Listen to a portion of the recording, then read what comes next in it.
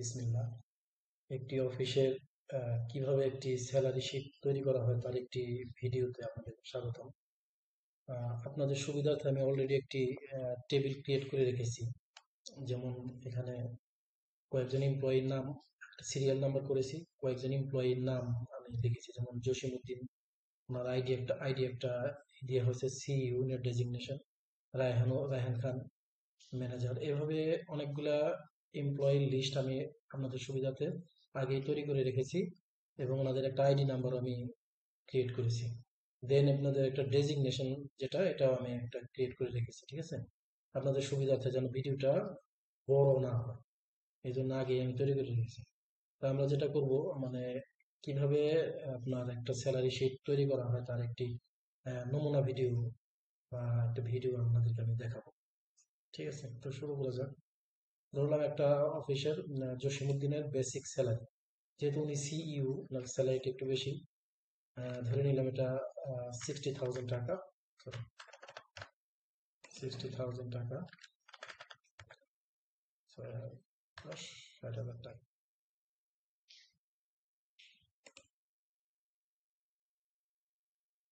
তো এরকম ভাবে ওনার হাউস রেন্ট একটা নির্ধারিত পরিমাণে, যেমন এটা হতে পারে যে আপনার হাউস রেন্টটা 40%, ঠিক আছে? তো আমরা যদি এখানে ইকুয়াল টু কন্ট্রোল দিয়ে E5, এখানে ইন্টু 40% যদি দেই, 40% যদি হিসাব করি, যদি ইন্টার ক্লিক করি, তাহলে অ্যামাউন্টটা চলে আসবে। তা আমি সিমিলারলি সবার স্যালারি একটা দিয়ে একটা স্যালারি দিচ্ছি, দেখুন আপনারা।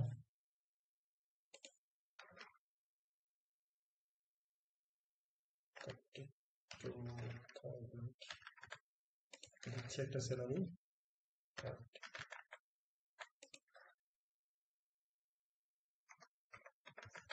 একটা নির্ধারিত একটা, যে কোনো একটা স্যালারি দিলেই হবে। একটা ফার্স্ট একটু দিচ্ছি আপনাদের সুবিধার্থে।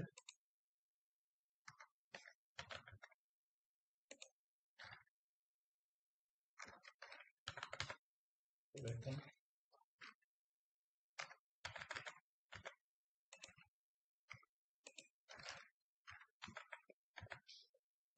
দিলাম।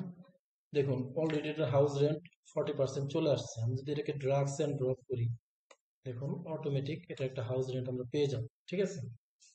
তারপরে সেখানে আমি সুবিধার্থে এখানে আমি একটু পার্সেন্টেজ লিখে রাখবো, তাহলে আপনাদের একটু সুবিধা হবে। তারপরে ধরুন যে ট্রান্সপোর্টেশন, এক এক প্রতিষ্ঠানে এক এক রকম, ধরুন 15% ট্রান্সপোর্টেশন দিলাম, ঠিক আছে? তো এখানে একই রকম ইকুয়াল টু বেসিকের 15% ইন্টু ইন্টু 15%, 15% দিলে দেখুন অটোমেটিক এটা চলে আসছে। তাহলে আমি ড্রাগস এন্ড ড্রপ করে সবগুলো নিয়ে নিই, ঠিক আছে?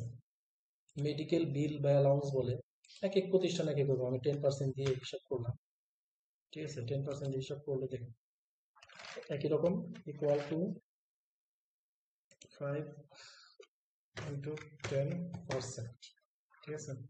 দিলাম, দেখুন চলে আসছে। তারপরে দেখুন একটা, এখানে একটা বিষয় আছে, ট্যাক্স অ্যামাউন্ট। ট্যাক্স অ্যামাউন্ট এক একজনের এক এক রকম হয়। আমি একটা নির্ধারিত করলাম 5%, 4% দিলাম। 4% দিয়ে এটা আমি একটা করি, 4% করলাম ট্যাক্স অ্যামাউন্ট ইন্টু 4%। বাট আপনাদের একটা জিনিস মনে রাখতে হবে, ট্যাক্স কিন্তু ডিডাকশন, অর্থাৎ এটা কেটে নেওয়া হবে, কর্তন করা হবে স্যালারি থেকে, ঠিক আছে? এই জন্য এটা পরবর্তীতে যখন আমরা নিট পেয়েবল হবে তখন এটা মাইনাস হয়ে যাবে, ঠিক আছে? তো যাক, আমি ট্যাক্সটাকে একটা কত টাকা কে কত টাকা ট্যাক্স, এটা আমি করলাম। প্রভিডেন্ট ফান্ড, প্রভিডেন্ট ফান্ডও একই রকম, এটা ডিডাকশন হবে মূল স্যালারি থেকে, ঠিক আছে? তো দেখুন ইকুয়াল টু, আমি যদি স্যালারি দেই ইন্টু 10% যদি করি, কত টাকা? 6,000। প্রভিডেন্ট ফান্ড, প্রভিডেন্ট ফান্ড এটা ডিডাকশন হবে স্যালারি। তারপর কেউ যদি কোনো অ্যাডভান্স নিয়ে থাকে, সে কেউ যদি কোনো অ্যাডভান্স নিয়ে থাকে, ধরলাম একজনে 3,000 টাকা অ্যাডভান্স নিয়েছে, আর একজনে 2,000 টাকা অ্যামাউন্ট আছে, তাহলে এটাও ডিডাকশন।